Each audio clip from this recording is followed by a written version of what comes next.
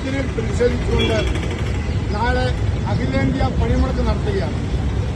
ഈ അഖിലേന്ത്യാ പണിമുടക്കിന് ഐക്യദാർഢ്യം പ്രഖ്യാപിച്ചുകൊണ്ട് INTUC രാജാക്കാട് മണ്ഡലം കമ്മിറ്റിയുടെ നേതൃത്വത്തിൽ ഒരു ഉത്സവക്കുഴമാണ് ഇവിടെ നടന്നത്.